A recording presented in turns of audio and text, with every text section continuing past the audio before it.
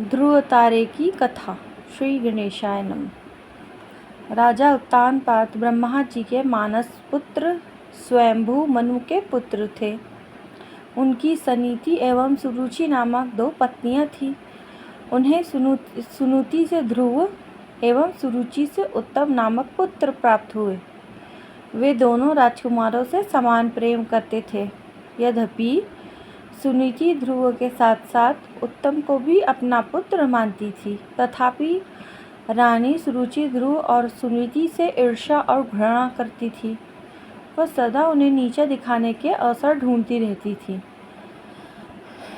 एक बार उत्तानपाद उत्तम को गोद में लिए प्यार कर रहे थे। तभी ध्रुव भी वहां आ गया। उत्तम को पिता की गोद में बैठा देखकर वह भी उनकी गोद में जा बैठा। यह बात सुरुचि को नहीं जची। उसने ध्रुव को पिता की गोद से नीचे खींचकर कटु वचन सुनाए। ध्रुव रोते हुए माता सुनीति के पास गया और सब कुछ बता दिया। वह उसे समझाते हुए बोली, वत्स, भले ही कोई तुम्हारा अपमान करे, किंतु तुम अपने मन में दूसरों के लिए अमंगल की इच्छा कभी मत करना। जो मनुष्य दूसरों को दुख देता है, उसे स्वयं ही उसका फल भोगना पड़ता है। पुत्र, यदि तुम पिता की गोद में बैठना चाहते हो तो भगवान विष्णु की आराधना कर उन्हें प्रसन्न करो। उनकी कृपा से ही तुम्हारे पितामह स्वयंभू मनु को दुर्लभ लौकिक और अलौकिक सुख भोगने का मोक्ष की प्राप्ति हुई थी। इसलिए पुत्र, तुम भी उनकी आराधना में लग जाओ। केवल वे ही तुम्हारे दुखों को दूर कर सकते हैं। सुनीति की बात सुनकर ध्रुव के मन में श्री विष्णु के प्रति और श्रद्धा भाव उत्पन्न हो गए। वह घर त्याग कर वन की ओर चल पड़ा। भगवान विष्णु की कृपा से वन में उसे देवर्षि नारद दिखाई दिए। उन्होंने ध्रुव को श्री विष्णु की पूजा आराधना की विधि बताई। ध्रुव ने यमुना के जल में स्नान किया और निराहार रहकर एकाग्र मन से श्री विष्णु की आराधना करने लगा। 5 महीने बीतने के बाद वह पैर के एक अंगूठे पर स्थिर होकर तपस्या करने लगा। धीरे धीरे उसका तेज बढ़ता गया।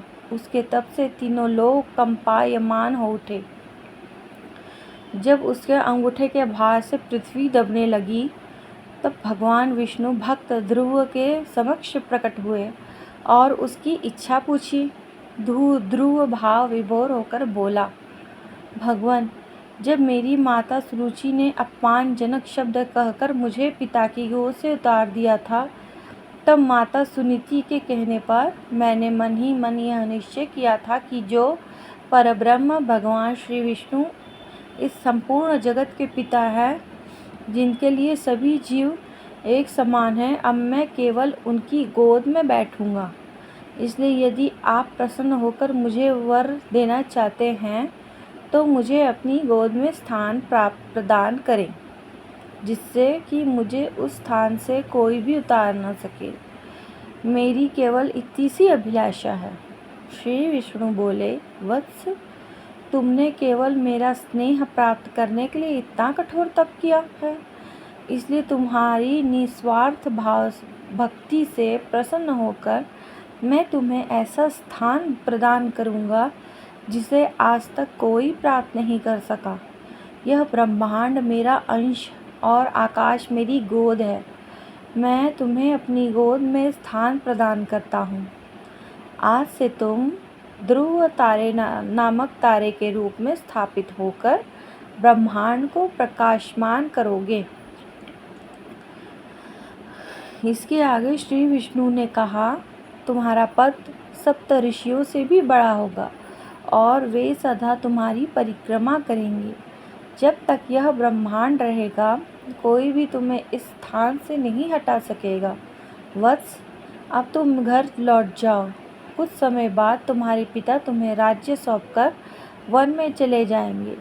पृथ्वी पर 36,000 वर्षों तक धर्मपूर्वक राज्य भोग कर अंत में तुम मेरे पास आओगे। इतना कहकर भगवान विष्णु अंतर्ध्यान हो गए। इस प्रकार अपनी भक्ति से भगवान विष्णु को प्रसन्न कर बालक ध्रुव संसार में अमर हो गया। ओम लक्ष्मी नारायणाय नमः। ओम भगवते वासुदेवाय नमः।